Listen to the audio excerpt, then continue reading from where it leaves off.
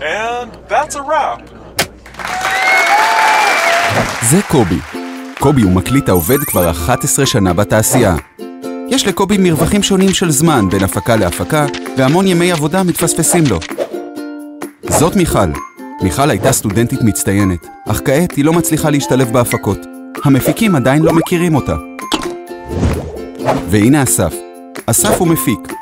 הוא צריך אנשי צוות מקצועיים שיהיו זמינים בדקה ה-90, וגם להפקה הבאה שלו. הוא לא יודע כבר למי עוד לפנות, ולא רוצה להתפשר. היי חבר'ה, יש פתרון. מי פנוי בתעשייה? אתר המחבר בין המפיק לפרילנסר בזמן אמת. פרילנסרים, בואו ותראו עד כמה זה פשוט.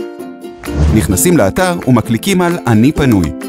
מאשרים את תנאי השימוש ולוחצים על הרשמה. ממלאים פרטים אישיים וכמובן מעלים תמונה. מכניסים את התפקיד הרצוי ושנות הניסיון, מעלים תיק עבודות ורושמים קצת על עצמכם. כעת לחצו על עדכן יומן. כאן תסמנו את הימים הפנויים בהם תרצו לעבוד. המפיקים המחפשים אנשי צוות בתאריכים הללו יגיעו ישר עליכם. שימו לב, היומן הוא דיסקרטי ורק מפיקים מורשים יוכלו לצפות בו. מפיק, רוצה לראות איך זה עובד?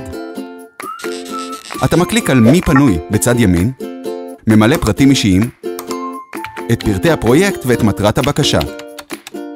חשוב לציין כי כל המפיקים הנרשמים מקבלים הרשאה ממנהלי האתר.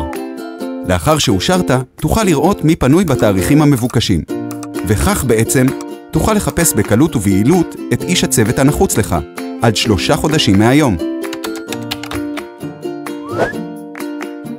קובי, צריך מחליף? אין בעיה, הקלק על חפש מחליף, והמערכת תמצא עבורך פרילנסר פנוי שיוכל להחליף אותך, גם ברגע האחרון. מי פנוי בתעשייה? הרשמו עכשיו ותתחילו לעבוד. גם במובייל.